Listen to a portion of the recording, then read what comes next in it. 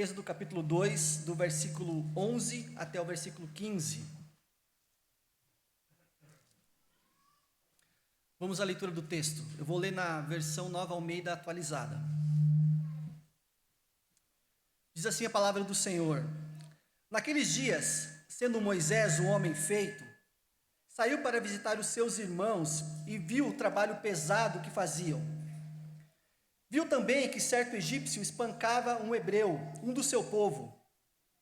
Olhou para todos os lados e, vendo que não havia ali ninguém, matou o egípcio e escondeu o corpo na areia.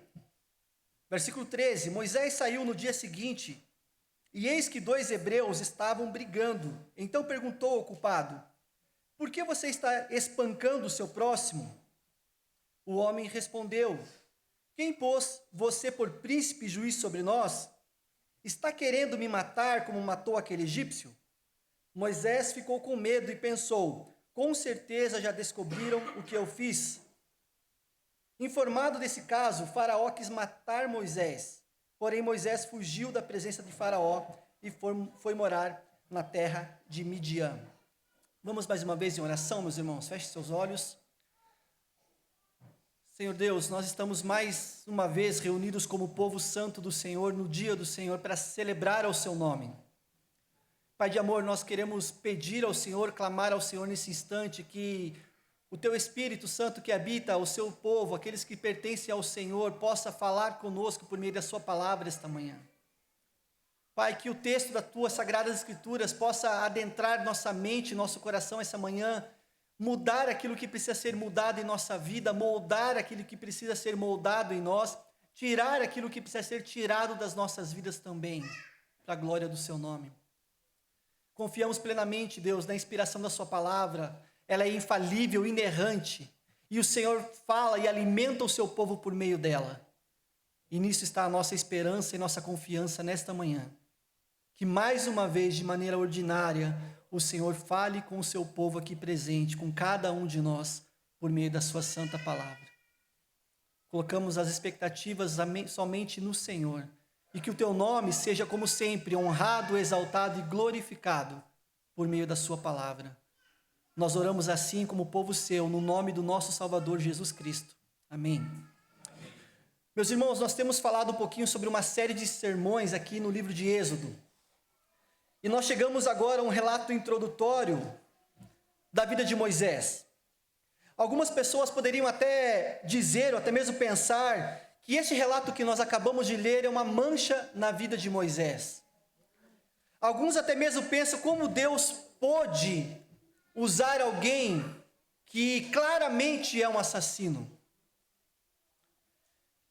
para libertar o seu povo. Inicialmente são algumas perguntas como essa que surgem à nossa mente, mas nós precisamos, ao chegar nesse texto, termos em mente o que nós já passamos até esse momento de Êxodo capítulo 2, versículo 11. Se recordem comigo, Deus ele chama Abraão, ainda lá no livro de Gênesis, para sair da sua terra, sair do meio do seu povo, da sua parentela, e fala para Abraão que Deus ia indicar uma terra que Abraão deveria ir, e que nessa terra, Deus prometeu a Abraão que ele seria pai de uma multidão, que ele seria muito fecundo, mesmo sendo a sua esposa estéril. Então Deus lhe dá um filho na sua velhice, contrariando todos os aspectos naturais da vida humana. Um casal já idoso fica grávido de um filho e nasce então Moisés, em cumprimento da promessa que Deus havia feito a Abraão. Nós sabemos então que desse filho, Isaque, nasce mais 2 filhos, Jacó e Esaú. Nós sabemos que a primogenitura, a bênção da descendência, prossegue com Jacó. Jacó tem um encontro com Deus, então tem a sua vida transformada e o seu nome também mudado de Jacó para Israel. E isso é basicamente uma linha do tempo dos patriarcas. De Israel, Jacó vem então as 12 tribos. Dessas 12 tribos que se desenvolvem ali na terra, nasce alguém chamado José. E José é enviado então para o Egito, não por sua própria vontade, mas porque ele é vendido por seus irmãos. E toda essa história de José, os irmãos já conhecem, creio que já conhecem muito bem. Então, Deus envia José para o Egito, para que, por meio da ação de Deus na vida de José, toda a nação daquele tempo fosse salvo da fome. Ao ponto que José se torna, então, a segunda figura mais importante do Egito, apenas atrás de Faraó. Porém, o tempo passa, e nós entramos então no livro de Êxodo e vemos que aquela geração, aquele faraó que conhecia José, os feitos de José, morre, e então se levanta outro faraó que não conhece as obras de José, não conhece o bem que aquele hebreu fez para toda a nação do Egito, mas também para todo mundo daquela época. E então o faraó se preocupa com o crescimento do povo hebreu e começa a criar algumas estratégias para tentar frear o crescimento do povo. Sabe aquele povo que Deus havia prometido para Abraão, que ele seria pai de multidões?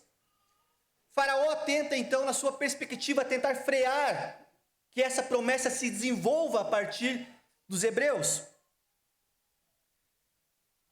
Não deixemos de perceber, irmãos, a natureza incrível do que Deus está fazendo aqui, nesse texto que nós lemos. Centenas de anos antes, Deus já havia trabalhado com os patriarcas e agora chega até esse momento em que os hebreus são escravos no Egito. Agora aqui em Êxodo 2 nós vemos que Deus começa então a desdobrar o seu plano de resgate. Porque Deus já havia falado para Abraão isso. Que dele seria uma grande nação e que essa nação seria levada para o Egito e sofreria por um período de tempo uma escravidão, mas que Deus traria esse povo novamente para a terra que ele havia prometido a Abraão, a Isaque e a Jacó. E então aqui no capítulo 2 nós percebemos que esse menino que nasce sobre uma sentença de morte, esse menino que de uma forma maravilhosa da providência divina é mantido vivo, e não somente isso, mas é criado como alguém, diferentemente dos seus irmãos hebreus, como alguém, como um príncipe no Egito, recebendo tudo do bom e do melhor. E então Deus começa a preparar esse menino, chamado Moisés, para que ele venha a ser um libertador desse povo no Egito. Para que por meio das mãos de Moisés, a ação de Deus levasse esse povo ao cumprimento da sua promessa, que era chegar até a terra de Canaã. E o nome desse líder é Moisés. A passagem da semana passada, ou do sermão anterior sobre Êxodo, nos mostrou como Deus, na sua providência divina, fez com que uma mulher ímpia, pecadora, idólatra, cumprisse os propósitos e os planos de Deus de forma natural, porque é assim que a providência de Deus, ela trabalha.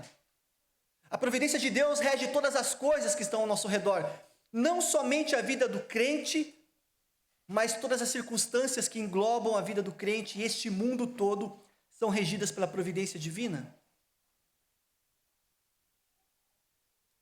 Então Moisés cresce, se torna adolescente, adulto, e nós poderíamos pensar assim, bom, humanamente, já que Moisés é príncipe no Egito, talvez Deus usasse Moisés para, para promulgar leis mais justas para o povo, para baixar lá no Egito talvez uma lei áurea, libertando o povo hebreu da escravidão e devolvendo a eles a liberdade que eles haviam perdido pelo faraó anterior. Perceba, naturalmente nós começamos a olhar para essa história e começar a imaginar cenários de como nós talvez humanamente iríamos trabalhar com essa história. Mas nós precisamos ter em mente que Êxodo não é a história de Moisés, é a história de como Deus liberta o seu povo da escravidão. E isso tem muito a ver com cada um de nós que estamos aqui esta manhã. Nós temos muito em comum com o livro de Êxodo, e nós veremos mais a seguir. Então, analisarmos o texto que nós lemos esta manhã, nós vamos descobrir que um homem de 40 anos, que tem um grande coração para fazer aquilo que é certo, um coração voltado para a justiça, mas ele possui em si uma maneira míope de trabalhar aquilo, de fazer aquilo que Deus quer que ele faça. E como resultado, o capítulo 2, nesse texto que nós lemos, vai registrar um enorme fracasso na vida de Moisés.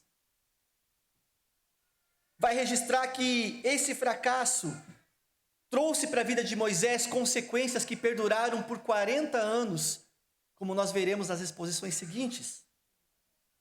Mas que mesmo assim, mesmo um homem fracassado, mesmo um homem pecador, mesmo um assassino, não está aquém de Deus trabalhar na vida dele e tornar ele a figura que ele é, mesmo para nós hoje. Se nós olhamos para a figura de Moisés, a primeira coisa que vem na nossa mente não é um assassino, é um libertador. Deus muda a história de Moisés. Veremos alguns incentivos práticos nessa passagem de hoje, que Deus pode usar até mesmo os fracassos humanos, até mesmo o meu fracasso, o seu fracasso, em uma ferramenta de bênção na nossa vida. É claro que isso não deve nos pensar que é natural fracassar, que é natural pecar, que é natural fazer o que é errado. Não é isso. Deus, por sua graça e por sua misericórdia, pode. Não significa que Ele fará, mas Ele pode, na sua santa designação divina, utilizar até mesmo aquilo que para nós, no nosso passado, é um fracasso, para gerar hoje bênçãos na nossa vida e para aquelas pessoas que nos cercam, da mesma forma que Ele fez ali com Moisés. Veja comigo o versículo 11 do texto que nós lemos. Naqueles dias, sendo Moisés já homem feito, preste atenção um pouquinho nessa primeira frase. Naqueles dias, sendo Moisés já homem feito. Existem alguns escritores judeus que vão dizer que Moisés talvez tivesse entre 18 e 20 anos. Alguns vão dizer isso. Contudo, eu queria recordar os irmãos sobre qual que é a melhor ferramenta de se interpretar as Sagradas Escrituras. Nós temos por nós, que a nossa Confissão de Fé Batista de 1689, no seu capítulo 1, que trata sobre as Sagradas Escrituras, no parágrafo número 9, ela vai dizer que existe sim uma regra infalível de interpretação das Escrituras. E a regra infalível de se interpretar as Escrituras Sagradas é a própria Escritura Sagrada. Então, quando nós lemos para um texto que fala que Moisés, já sendo homem feito, e alguns estudiosos vão dizer que ele tinha entre 18 e 20 anos, nós vamos nos recordar de um texto no Novo Testamento, em que o próprio Espírito Santo, que inspirou o Antigo, também inspirou o Novo. Nós vamos ver que lá tem uma interpretação desse fato. Perceba, Atos capítulo 7, versículo 23 e 24, olha o que Estevão, naquele seu discurso memorável, antes de ser martirizado pelos judeus, olha o que ele fala a respeito de Moisés. Quando completou 40 anos, Moisés teve a ideia de visitar os seus irmãos, os filhos de Israel. Vendo o homem ser maltratado, saiu em defesa dele e vingou o oprimido, matando o egípcio. Quantos anos Moisés tinha? 40 anos. Porque a palavra de Deus afirma que ele tem 40 anos. E a palavra de Deus não se contradiz de forma alguma. Então, quando a pessoa atinge essa idade, ou essa faixa de idade de 40 anos, ela está apta para fazer escolhas da sua vida. Não temos um ditado popular entre nós? A vida começa aos? Não tem esse ditado popular no nosso meio? Que a vida começa aos 40? E aí alguns que estão chegando ali nos 40, como eu, que já está ali, né? Na curva ali, já vai me pegar aos 40. Nós olhamos para trás e pensamos, meu Deus, humanamente já chegamos na metade, talvez, das nossas vidas. Mas aqui nesse contexto da palavra de Deus, quando alguém chegava nessa idade, nessa vida adulta, então, ele já podia fazer algo que antes disso ele não poderia fazer. Ele já poderia fazer escolhas para a sua vida, para os seus próprios interesses. Ele já poderia participar dos negócios do seu pai, como diz lá em 2 Reis 4,18. Ele já poderia casar-se.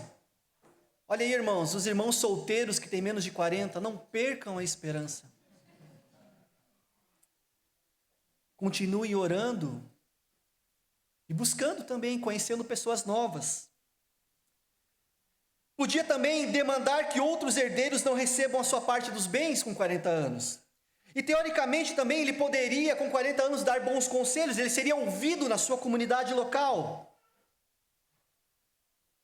Tudo isso visa dizer que quando Deus chama Moisés para ser um líder espiritual, Moisés não era uma criança. Sabe aquela criança que é colocada no bercinho, na arca de juncos, e encontrada no meio dos juncos? Não é mais essa criança. Agora ele é um homem adulto. E a palavra de Deus continua dizendo que, no próprio versículo 11, naqueles dias, sendo Moisés já homem feito, ou seja, adulto, alguém responsável por suas atitudes, não que antes não fosse, mas agora perante a cultura, ele já era alguém que respondia pelos seus atos, que poderia expor a sua opinião no meio da comunidade. Ele saiu para visitar os seus irmãos e viu o trabalho pesado que faziam. Nós sabemos pelo capítulo 1, e você pode reler ele em casa novamente depois, que os hebreus estavam sendo implacavelmente escravizados. Eles eram forçados no seu trabalho diário como escravos para construir cidades fortificadas para o faraó. E então simplesmente Moisés, que não teve uma vida como hebreu, mas teve uma vida como um egípcio, ele sai para visitar e ver o seu povo. Ver a condição do seu povo, indicando que Moisés ainda se identificava com os hebreus, muito embora ele não tivesse tido ali uma criação no palácio como hebreu, mas sabendo da condição do povo. Possivelmente a sua mãe biológica, que foi a sua ama de leite, o instruiu sobre tudo aquilo que ele precisava saber sobre Deus e sobre o seu povo, sobre as promessas que Deus havia feito aos seus pais, aos patriarcas do povo. Embora ele fosse o filho da filha do faraó, Hebreus capítulo 11, 24 vai dizer que pela fé Moisés se recusa a ser chamado de filho da filha de faraó. E então ele sai visitar os seus irmãos e viu o trabalho pesado que faziam. E aí chega o fato que marca a vida de Moisés. Viu também que certo egípcio, capítulo 2, versículo 11, parte final do texto, viu também que certo egípcio espancava um hebreu, um do seu povo. Para o seu horror, ele observou um egípcio espancando o seu escravo, porque o hebreu era escravo. E numa cultura de escravo e senhor, o escravo tinha o direito de punir o seu escravo. Mas ele olha então para aquele hebreu que era do seu povo, testemunha aquele fato, e o verbo que é usado aqui no hebraico para esse espancar, não é simplesmente algo simples, mas era algo com violência. Algo que era feito com maldade. Claro, meus irmãos, que Moisés ali, talvez ele não tivesse nenhuma ligação de amor com aquela pessoa específica, mas havia uma identidade de pertencimento a esse povo. Eu não sei se com você já pode ter acontecido isso, mas possivelmente sim, que você já deve ter se doído por alguma circunstância que você presenciou, em que alguém que você ama ou que você considera sofreu alguma situação de vexação, de briga ou até mesmo de violência. Possivelmente você já pode até mesmo ter entrado em alguma confusão por causa de alguém que você ama, para querer proteger alguém que você ama. É claro que o texto não vai nos dizer que Moisés amava aquele homem hebreu que estava sendo espancado pelo egípcio, mas nós podemos entender que ele amava o seu povo. Então Moisés fez algo impulsivo, mas também premeditado para aquele momento. Veja comigo no versículo 12. Olhou para os lados e vendo que não havia ali ninguém, matou o egípcio e escondeu o corpo na areia. E aqui sobre esse versículo, irmãos, eu quero chamar a atenção para cada um de nós, para 4 passos Não é 4 passos para o sucesso, tá, irmãos? Nem 4 passos para a riqueza. Apenas uma forma de eu dividir o versículo para ficar didático para nós esta manhã. O primeiro passo, ele olha para os lados. Ele vê o egípcio espancando o seu irmão de sangue no sentido de povo, e então ele olha para os lados. Antes de cometer um assassinato, Moisés olha para os lados, olha para a direita, olha para a esquerda, olha para frente, olha para trás, e ele não encontra ninguém. Logo, ele deve ter pensado: eis a oportunidade para eu fazer o que eu estou querendo fazer. Segundo passo, vendo que não havia ninguém ali. Estou seguro, não tem ninguém me olhando. Não tem ninguém me observando. Veja que a intenção era para observar se havia alguém por perto que pudesse ver o ato que ele estava premeditado a fazer.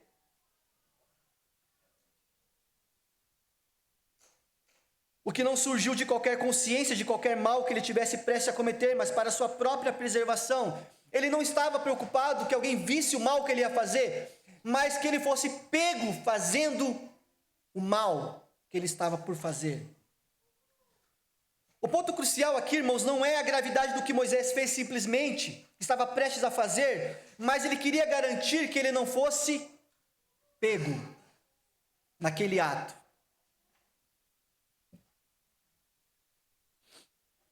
Uma pergunta reflexiva para nós pensarmos: quantos de nós, quando estamos prestes a cometer um pecado, talvez não um assassinato como Moisés, mas um outro pecado qualquer, fazemos como Moisés? Olhamos para a direita, olhamos para a esquerda, para ver se não tem ninguém nos observando, e então, sabendo que não tem ninguém nos observando, a gente vai lá e comete o pecado. Você olha para a esquerda, para a direita, para a frente, para trás, diz consigo mesmo: ótimo, não tem ninguém me observando. Mas para a nossa vergonha, nós não olhamos para cima. Não olhamos para ver se o nosso Deus está nos observando. Salmo 139, versos 7 e 8 diz o seguinte, irmãos. O salmista faz algumas perguntas e dá a resposta na sequência. Para onde me ausentarei do teu espírito? Para onde fugirei da tua face? Se subo aos céus, lá estás. Se faço minha cama no mais profundo abismo, lá estás também. Deus estava observando Moisés. Deus está nos observando. Quando fazemos como Moisés, o que estamos revelando muitas vezes não é que nós não temos o temor de Deus, nós temos o temor de ser pego no pecado. Mas nós não temos o temor no nosso coração o suficiente de perceber que o pecado é uma ofensa direta ao nosso Deus que é santo. E isso por si só deveria ser uma repreensão natural para que nós não venhamos a cometer tal ato.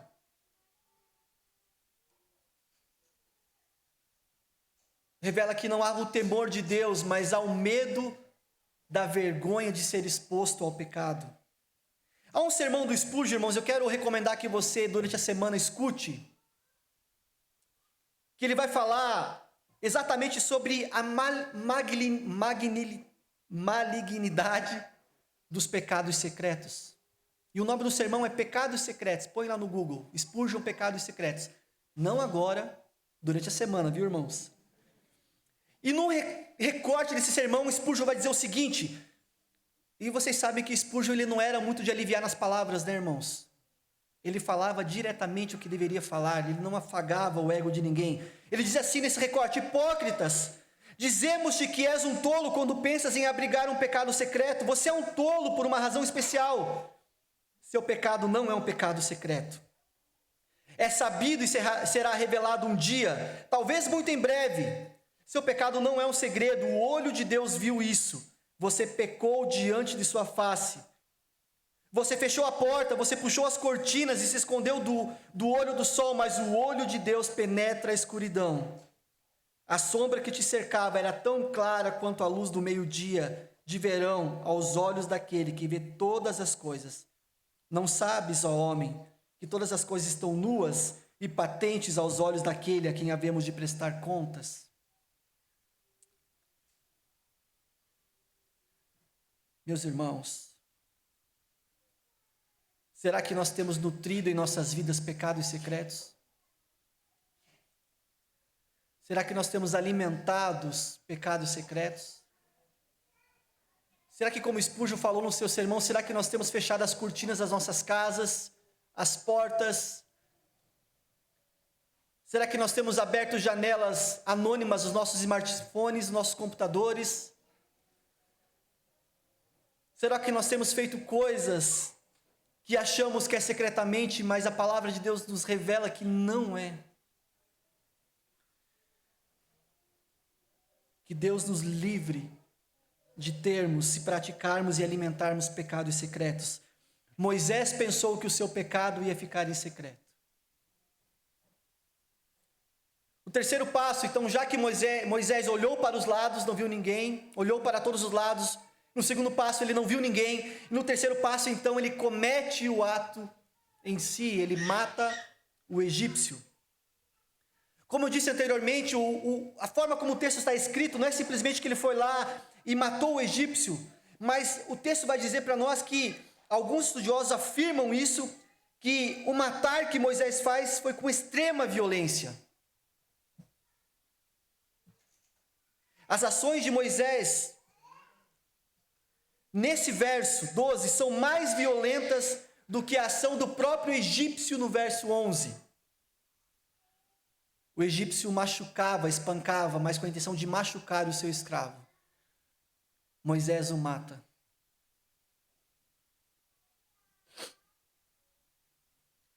Pode ou não surpreendê-lo, mas alguns estudiosos discutem que se o que Moisés matou, o que Moisés fez ao matar o egípcio foi certo ou foi errado. Alguns dizem que Moisés foi um instrumento de Deus para trazer justiça àquele momento, como os juízes posteriormente vão fazer no livro de Juízes. A lei de Deus não havia sido dada de forma escrita ainda, mas ela já existia no coração dos seres humanos e do próprio Moisés.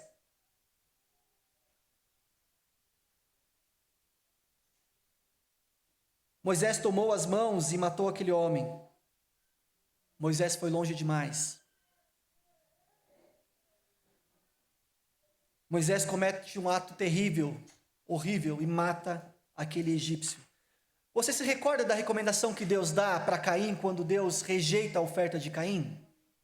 Gênesis capítulo 4, versículo 7. Abel e Caim apresentam diante do Senhor a sua oferta, e então Deus rejeita a oferta de Caim e aceita a oferta de Abel, mas Deus dá uma orientação muito clara para Caim. Olha o que o versículo 7 de capítulo 4 de Gênesis diz: se fizer o que é certo, não é verdade que você será aceito? Mas se não fizer o que é certo, eis que o pecado está à porta à sua espera. O desejo dele será contra você, mas é necessário que você o domine. Moisés, vendo o hebreu ser espancado, sentiu vontade de matar o egípcio. Ele deveria ter se segurado.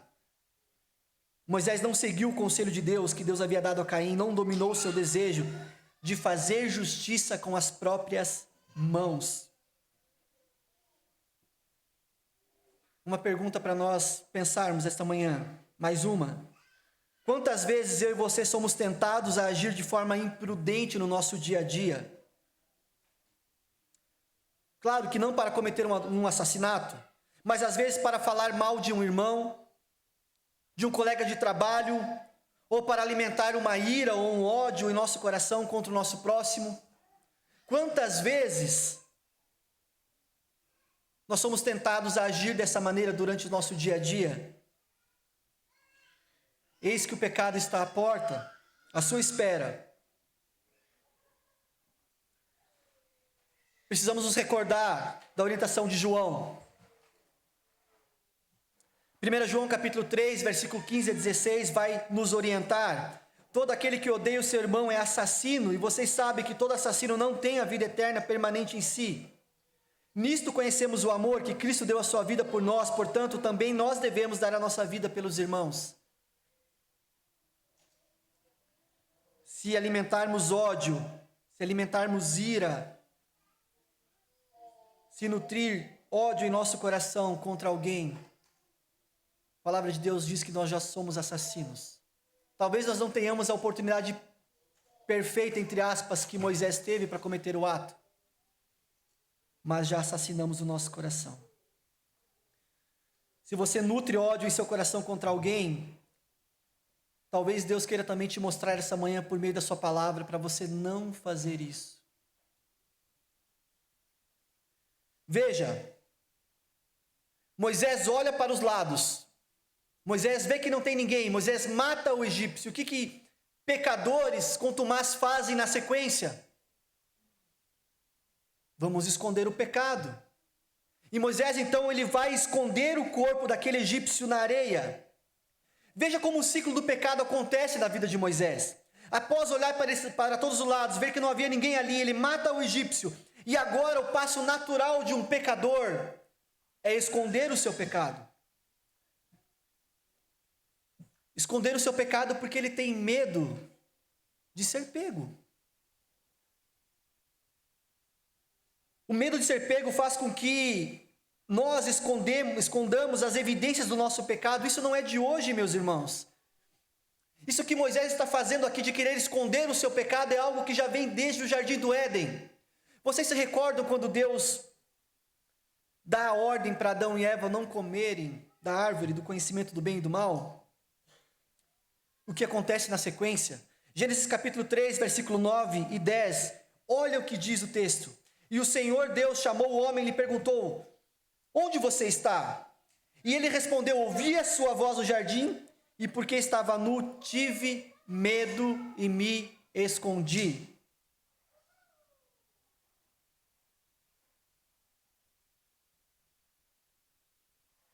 Até quando vamos nos esconder do nosso Deus? Se é que é possível fazer isso. É irracional acharmos que nós nos escondemos do nosso Deus. Nós podemos esconder os nossos pecados, esconder a nossa vida dissoluta, esconder dos nossos irmãos, das nossas esposas, dos nossos maridos, dos diáconos, dos pastores, mas isso não importa, porque nós nos escondemos de Deus. Se recorda do Salmo 139 que nós lemos agora há pouco? Para onde me ausentarei do seu espírito? Mas nós pecadores achamos que podemos nos esconder do nosso Deus. Não podemos. Moisés esconde o corpo na areia. E onde nós estamos escondendo o nosso pecado?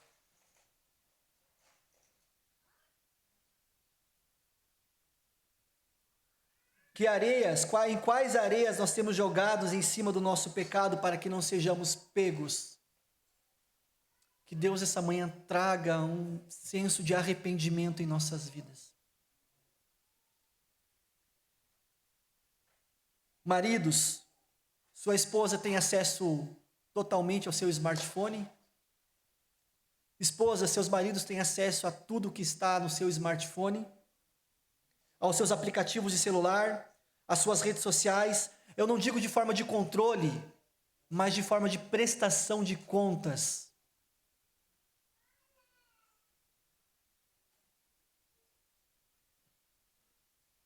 Confesse seus pecados. Arrependa-se, há perdão para pecadores arrependidos. 1 João capítulo 1, versículo 9 diz: se confessarmos os nossos pecados, Ele é fiel e justo para nos perdoar os pecados e nos purificar de toda a injustiça. No mesmo livro, 1 João capítulo 2, versículo 1 diz: meus filhinhos, escrevo-lhes essas coisas para que vocês não pequem. Mas se alguém pecar, temos advogado junto ao Pai, Jesus Cristo, o justo. Moisés escondeu o seu pecado sob a areia, achando que não seria descoberto.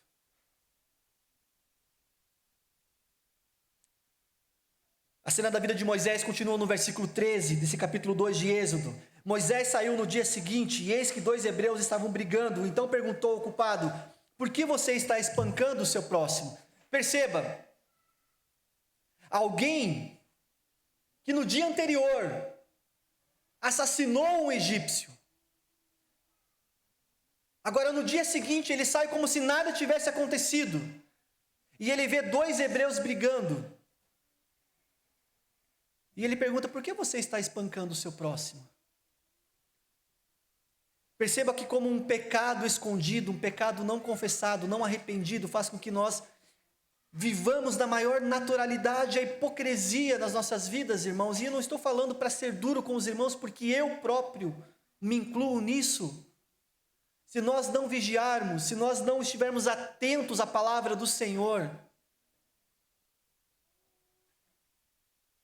nós vamos achar que é naturalmente sair como Moisés fez no dia seguinte. A cena agora é outra. Não é mais um egípcio contra um hebreu, agora são 2 hebreus brigando. Antes era um egípcio espancando um hebreu.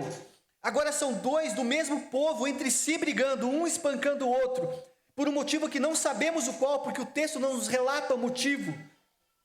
Porém, não é de todo importante saber o motivo. O que importa é que havia um que estava espancando o outro, e para este Moisés vira e pergunta: por que você está espancando o seu próximo? Essa pergunta, irmãos, deveria fazer com que aquele hebreu caísse em si e falasse: puxa, é verdade, eu estou espancando o meu irmão. Não deveria estar fazendo isso. Contudo, a pergunta de Moisés acende a ira daquele hebreu. E por que acende a ira daquele hebreu? Porque o pecado que Moisés achou que estava em secreto, não estava. Aquele hebreu então responde para Moisés, versículo 14: quem pôs você por príncipe e juiz sobre nós? Está querendo me matar como matou aquele egípcio?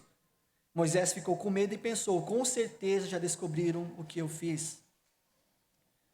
Moisés tem bons motivos, excelentes motivos para ficar com medo. Ele não é somente culpado por ter matado outro homem, como também é um hebreu que matou um egípcio. Porque por mais que Moisés tivesse a educação do egípcio, por mais que Moisés tivesse a fama de ser filho da filha de Faraó, por mais que Moisés vivesse as benesses do palácio do Faraó, isso não fez com que Moisés se tornasse um egípcio, ele ainda era um hebreu. E essa notícia então se espalha. Vocês percebem que na primeira cena há um egípcio e há um hebreu. Moisés mata o egípcio, o que acontece com o hebreu? Foge. O texto não nos diz, mas nós podemos supor de forma natural, sem forçar o texto, que possivelmente esse hebreu foi que espalhou aquele ato, já que Moisés se garantiu que ninguém mais estava vendo.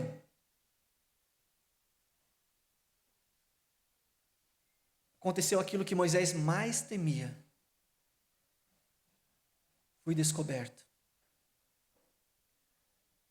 Fui descoberto, o meu pecado é conhecido de todos. Mas antes de nós chegarmos lá, vamos analisar a primeira resposta desse hebreu. Quem pôs você por príncipe e juiz sobre nós? Na verdade, a resposta que este hebreu dá para Moisés é uma resposta sensacional. Alguns estudiosos dizem que uma forma sábia de responder uma pergunta é com outra pergunta. E esse hebreu, então, ele olha para Moisés e fala: quem que colocou você por príncipe e juiz sobre nós? Quem te deu autoridade para questionar o que eu estou fazendo?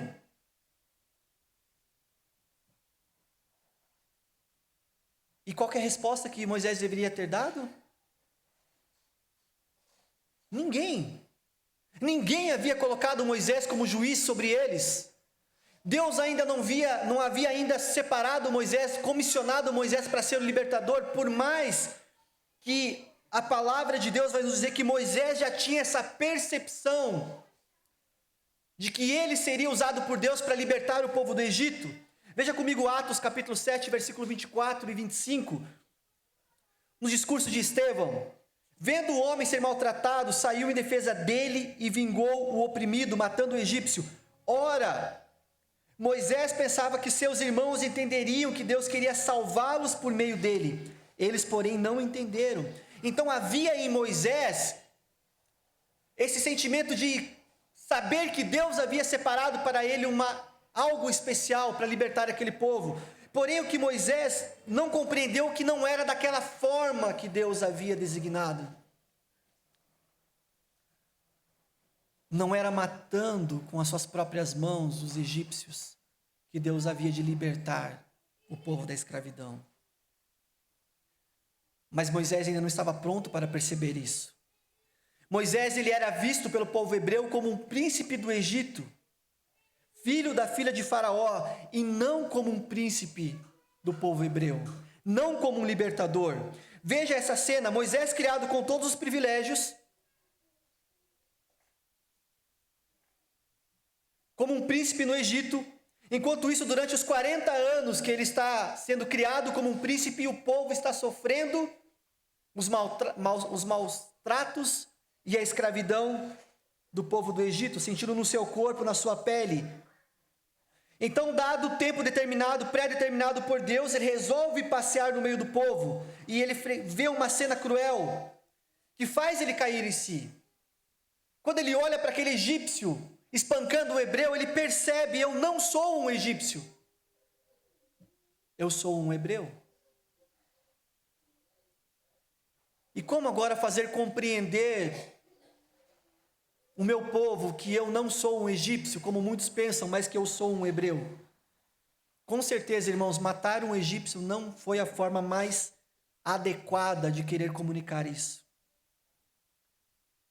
E então aquele pretenso libertador é rejeitado pelo seu povo. Versículo 14: o homem respondeu: quem pôs você por príncipe e juiz sobre nós? Está querendo me matar como matou aquele egípcio? Moisés ficou com medo e pensou: com certeza já descobriram o que eu fiz. E a segunda pergunta que esse hebreu faz para Moisés faz ele sentir medo. Quem pôs você como príncipe e juiz sobre nós? Nós não te aceitamos como libertador e como príncipe. E a segunda pergunta: está querendo me matar como você matou aquele egípcio? O motivo: como você, um assassino sabido, motivo da rejeição daquele hebreu sobre a mediação de Moisés, como você, um assassino que todos nós sabemos que você é, quer ser o nosso libertador? Como que você que matou ontem um egípcio quer agora arbitrar sobre a minha briga com o meu irmão hebreu? Moisés foi rejeitado pelo seu povo, num primeiro momento como libertador. E ele tinha motivos para ser rejeitado, a sua imprudência. Por causa de uma imprudência que ele cometeu, que gerou um assassinato, os seus irmãos hebreus ali naquela cena rejeitam ele como juiz e libertador deles.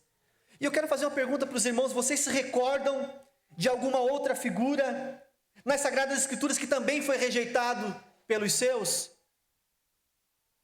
Quando nós lemos a história de Moisés, nós vamos perceber que Moisés é um tipo de Cristo. Pastor, o que é um tipo de Cristo? Moisés tem em si algumas características que apontam para a figura de Cristo. Algumas características, não todas, porque ele não é o Cristo, ele é um homem pecador. Mas à medida que o enredo das Escrituras vão se desenvolvendo no Antigo Testamento, a promessa de um Salvador, do Messias, vai se desenvolvendo, e Deus, por sua sabedoria, ele vai apresentando pessoas, figuras, homens, que em suas características pessoais, pela graça de Deus, apontam para a figura do Messias que haveria de vir. Jesus Cristo também foi rejeitado pelos seus. Isaías capítulo 53, versículo 3 vai nos dizer o seguinte: era desprezado e o mais rejeitado entre os homens, homem de dores e que sabe o que é padecer. E como um de quem os homens escondem o rosto, era desprezado e dele não fizemos caso. João capítulo 1, versículo 11, vai nos dizer que veio para o que era seu e os seus não o receberam. o libertador genuíno, verdadeiro, perfeito, para qual Moisés apontava, é Jesus Cristo, nosso Senhor.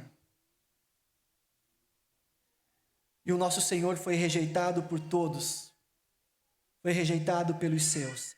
Moisés, um libertador protótipo, um assassino, um pecador, tinha motivos para ser rejeitado pelo seu povo. Cristo, um libertador definitivo, não tinha motivo algum para ser rejeitado e foi. Hebreus, no capítulo 3 em diante, ele vai começar a apresentar que a figura de Cristo é superior à figura de Moisés. Cristo é o nosso libertador perfeito. João capítulo 8, versículo 36. Se, pois, o Filho os libertar, vocês serão verdadeiramente livres.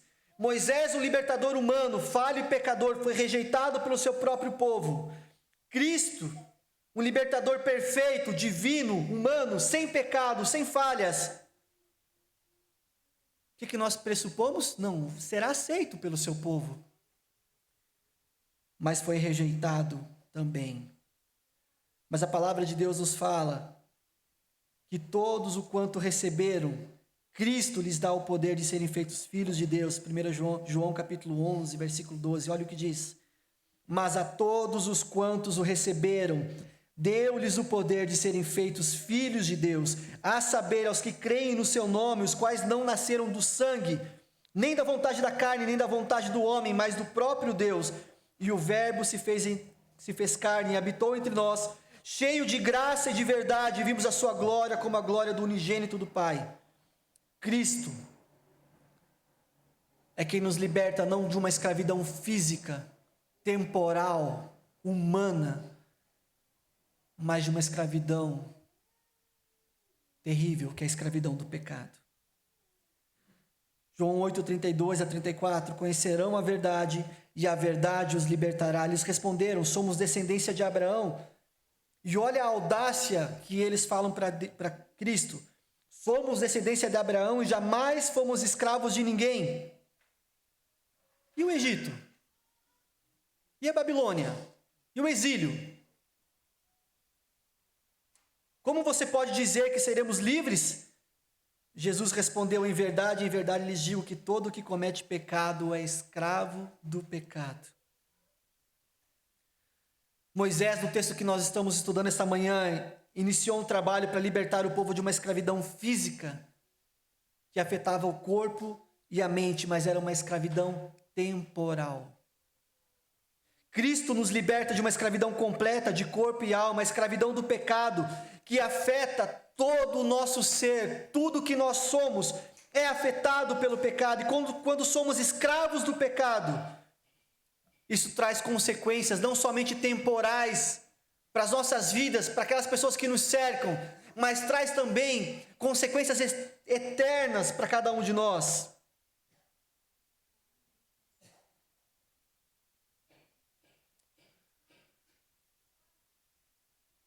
Você quer ser livre do pecado? Eis aí Cristo, o nosso libertador. Meu irmão, você que está aqui essa manhã, por acaso você está preso em algum pecado secreto? Por acaso você está vivendo uma vida secreta de pecado e você está se encontrando sem esperança? Talvez você sente vergonha de um fracasso que você teve no passado, assim como Moisés. Eu quero dizer para você essa manhã que a mensagem do Evangelho é arrependa-se e creia. Em Cristo há perdão, em Cristo há restauração dos nossos pecados. Em Cristo nós somos libertos da escravidão do pecado. A história de Moisés e do Êxodo como um todo mostra que assim como aquele povo, nós também hoje precisamos de libertação. Libertação de uma escravidão muito mais profunda. Precisamos de um libertador. Você quer ser livre? Livre do seu pecado, livre da culpa do pecado? Se arrependa e venha a Cristo, o libertador perfeito. Não faça como Moisés fez no versículo 15. Moisés, ao ser pego no seu pecado, olha o que o versículo 15 de Êxodo 2 fala. Informado desse caso, Faraó quis matar Moisés. Porém, Moisés fugiu da presença de Faraó e foi morar na terra de Midian. Chegando lá, sentou-se junto a um poço. Moisés, quando seu pecado é descoberto, ele foge para Midian, para a terra dos midianitas, e lá chegando, senta-se à beira de um poço. Ao ser pego no seu pecado, não fuja. Jogue-se aos pés de Cristo, o verdadeiro libertador. Não fuja do convite de Cristo se Cristo está te convidando esta manhã a se arrepender dos seus pecados, a confessar os seus pecados e se voltar para Ele. Jesus não é um libertador que mata.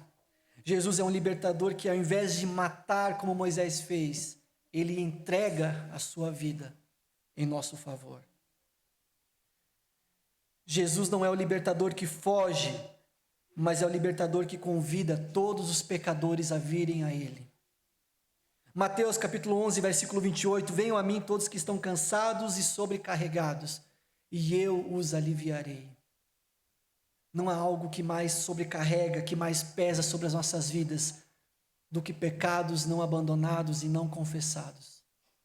E o convite de Cristo esta manhã é que, se você está cansado e sobrecarregado, venha até Cristo. E Ele irá aliviar.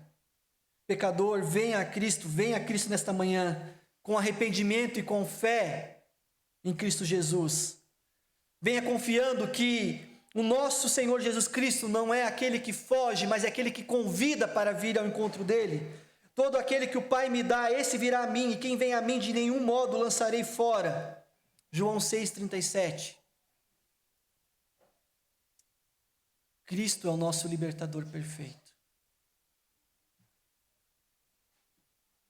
Moisés foi rejeitado pelos seus. Cristo foi rejeitado pelos seus. Mas João capítulo 1, versículo 12. Mas a todos quanto receberam, deu-lhes o poder de serem feitos filhos de Deus, a saber, os que creem no seu nome, os quais não nasceram do sangue, nem da vontade da carne, nem da vontade do homem, mas de Deus. Venha a Cristo. Em Cristo há poder para nos libertar do pecado. Vamos orar, meus irmãos. Senhor Deus, te damos graça pela tua palavra. Te damos graça pelo relato de Êxodo capítulo 2, desses pequenos versículos que nós lemos esta manhã. Como o Senhor, na história do povo hebreu, desenvolve a libertação deles por meio de Moisés. Moisés, alguém humano, pecador, falho, como eu e como cada um que está aqui nesta manhã. Mas alguém que foi usado pelo Senhor para libertar aquele povo da escravidão. Isso comunica para cada um de nós nesta manhã, Pai, que o Senhor deseja nos libertar. Não somente deseja, mas o Senhor quer e fará a libertação de cada um dos seus eleitos, de uma vida de pecado, da escravidão do pecado. E nós louvamos ao seu nome pela sua palavra, porque o Senhor é um libertador perfeito.